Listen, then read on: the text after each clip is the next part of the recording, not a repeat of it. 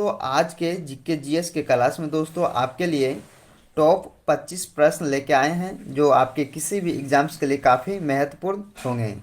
तो दोस्तों आप लोग इस वीडियो को शुरू से लेकर अंत तक एक बार ज़रूर देखिएगा। तो चलिए दोस्तों आज के इस वीडियो को शुरू करते हैं। तो दोस्तों आज का पहला प्रश्न है आपके लिए कि निम्नलिखित में से किसको दीनबंधु कहा जाता था। दोस्तों अगर आप किसी भी प्रश्न का सही आंसर जानते होंगे तो कमेंट बॉक्स में ज़रूर बताइएगा। तो दोस्तों आपसे पूछा गया है कि निम्नलिखित में से किसको दीनबंधु कहा जाता था।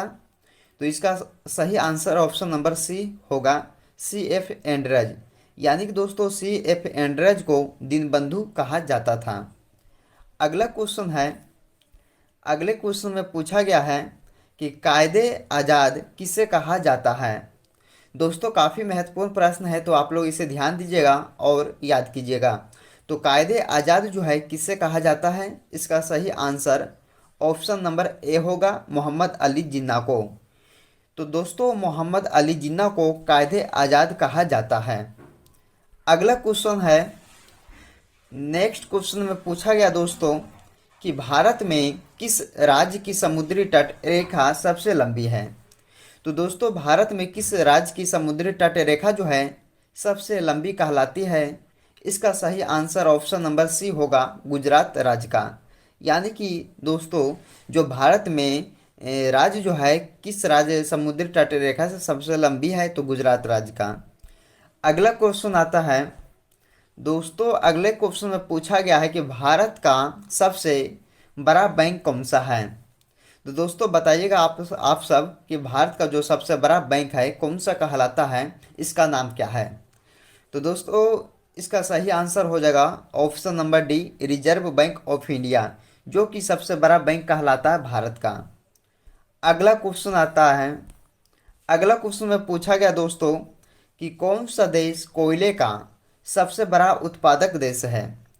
तो दोस्तों कुछ सबसे बड़ा उत्पादक देश कौन सा है कोयला का, तो इसका सही आंसर हो जाएगा ऑप्शन नंबर सी होगा दोस्तों, अमेरिका देश। कौन सा, अमेरिका देश सबसे बड़ा उत्पादक देश है दोस्तों कोयले का।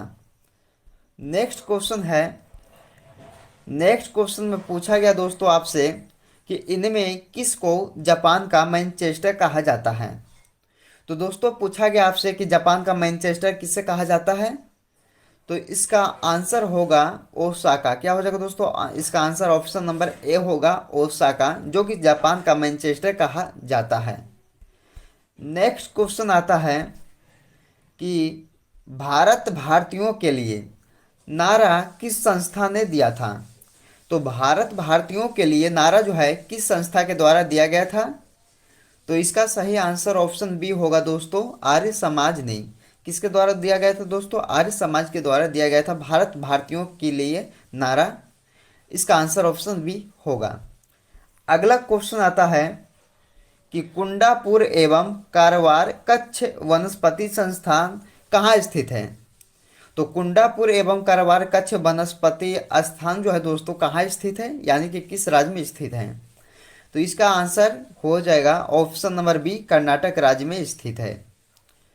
अगला क्वेश्चन आता है, अगले क्वेश्चन में पूछा गया है कि भारत में प्रथम स्थापित परमाणु संयंत्र कौन सा है।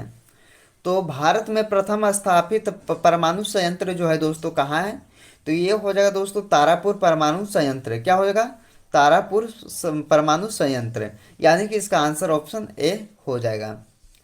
अगला क्वेश्चन है कि वह कौन सा जानवर केवल भारत में ही पाया जाता है। तो दोस्तों बताइएगा कि वह कौन सा जानवर है जो केवल भारत में ही पाया जाता, बल्कि कोई भी देश में नहीं पाया जाता है। तो दोस्तों इसका सही आंसर ऑप्शन डी होगा, घड़ियाल, जो कि भारत देश में ही पाया जाता है। अगला क्वेश्चन आता है दोस्तों, अगले क्वेश्चन में पूछा गया है कि चौरी चौरा नाम प्रसिद्ध स्थल कहाँ स्थित है। तो चौरी चौरा नाम प्रसिद्ध स्थल जो है दोस्तों कहाँ है, तो इसका सही आंसर ऑप्शन ए हो जाएगा, गोरखपुर। कहाँ दोस्तों, गोरखपुर में। अगला क्वेश्चन आता है, अगला क्वेश्चन में पूछा गया कि पंजाबी भाषा जो है किस लिपि में लिखी जाती है। तो दोस्तों अगले प्रश्न में पूछा गया कि पंजाबी भाषा जो है किस लिपि में लिखी जाती है। तो पंजाबी भाषा को गुरुमुखी लिपि में लिखी जाती है। क्या लिपि में? गुरुमुखी लिपि में। यानी कि 12वें क्वेश्चन का सही आंसर इसका सी हो जाएगा। अगला प्रश्न आता है, अगला प्रश्न में पूछा गया दोस्तों, प्रश्न नंबर 13 है कि किस लिपि को सभी लिपियों का जन्मदाता कहा जाता है।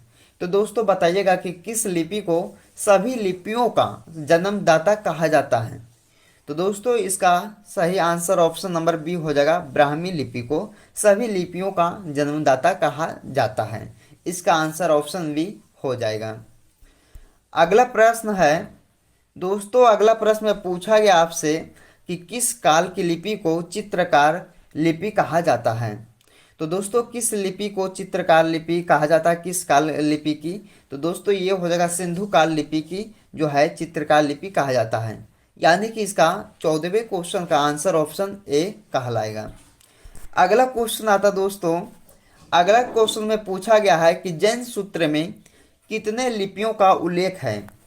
तो दोस्तों जैन सूत्र में कितने लिपियों का उल्लेख किया गया है। तो इसका सही आंसर ऑप्शन सी हो जाएगा, 18 लिपियों का उल्लेख है जैन सूत्र में। यानी कि इसका जो आंसर हो जाएगा दोस्तों ऑप्शन नंबर सी, 18 लिपियों का जैन सूत्र में उल्लेख किया गया है।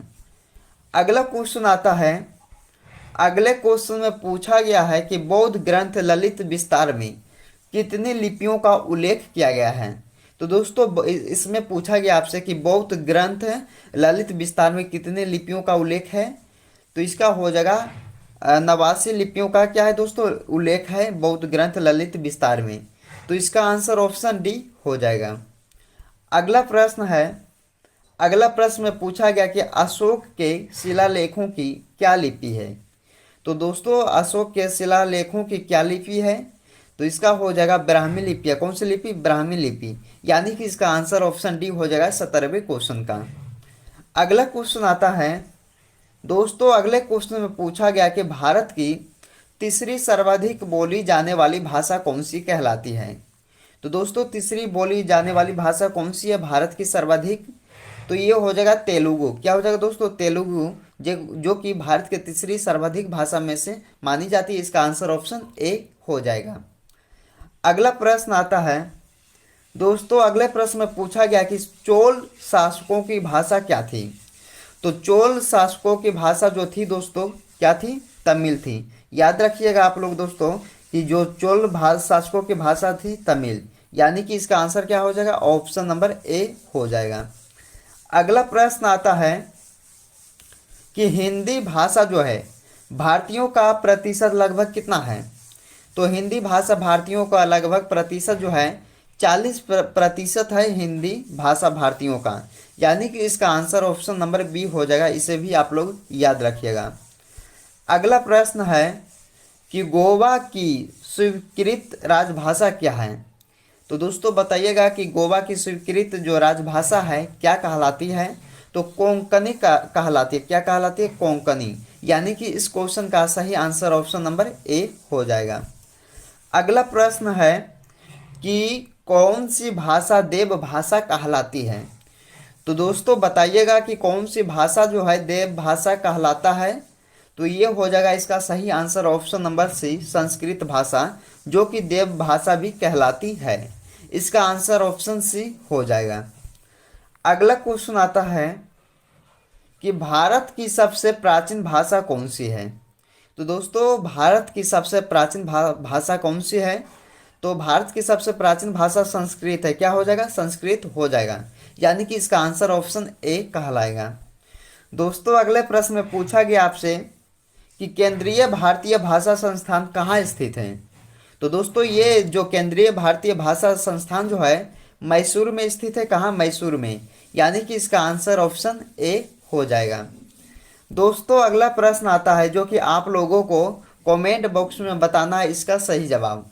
तो क्या है? तो राष्ट्रीय साक्षरता मिशन की शुरुआत कब हुई थी। तो दोस्तों इसका जवाब आप लोगों को कहाँ बताना है। तो कमेंट बॉक्स में इसका सही जवाब आप लोगों को बताना है। तो दोस्तों आज के इस जीके जीएस में दोस्तों आपके लिए टॉप 25 प्रश्न लेके आए हैं, जो कि दोस्तों आपके किसी भी एग्जाम्स के लिए काफ़ी महत्वपूर्ण होंगे। तो दोस्तों आप लोग इस वीडियो को शुरू से लेकर अंत तक एक बार जरूर देखिएगा।